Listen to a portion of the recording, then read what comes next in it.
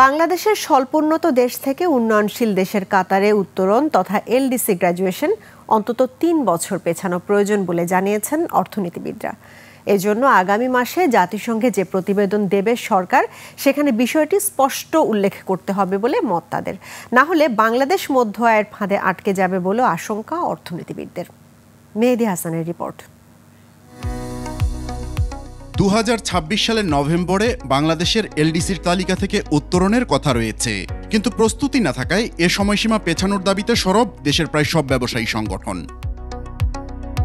বৃহস্পতিবার ফেসবুকে এক পোস্টে বিএনপির ভারপ্রাপ্ত চেয়ারম্যান তারেক রহমানও এখনই এলডিসি উত্তরণের বিষয়ে সতর্ক করেন। এতে দেশের রপ্তানি বাণিজ্য ক্ষতিগ্রস্ত হওয়া, বিদেশি ঋণের সুদের হার বেড়ে যাওয়া, পেটেন্ট আইন কার্যকর হওয়ায় ওষুধসহ বিভিন্ন পণ্যের দাম বৃদ্ধিতে গোটা অর্থনীতি চাপে পড়বে বলে আশঙ্কা তার।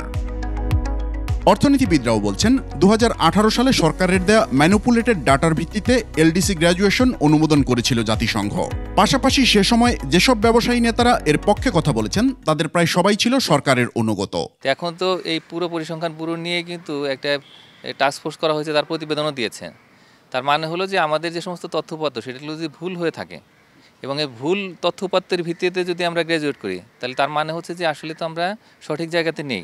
এমন পরিস্থিতিতে এলডিসি গ্র্যাজুয়েশন পেছানোই একমাত্র সমাধান বলছেন তারা। গবেষণার রিপোর্ট যে আমরা যদি ২-৩ বছর সময় নেওয়া যায়, এবং এটাই লাস্ট, আমি বলবো যে এটাই লাস্ট, নিয়ে যদি এগুলোকে একবারে যেমন যেটা স্মুথ ট্রানজিশনের কথা বলা হচ্ছে, সেটা যদি গতি বাড়ানো যায়, তাহলে হয়তো বা আমরা এই উত্তরণটা নেওয়া আমার মনে হয় যৌক্তিক হবে।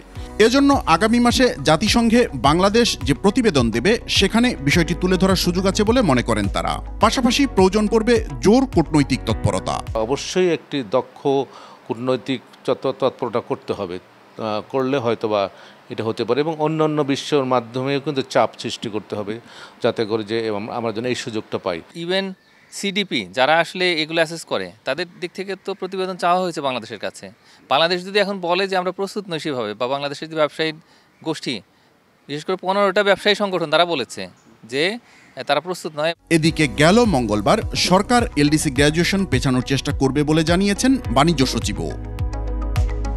মেহেদী হাসান, ২১ টেলিভিশন, ঢাকা।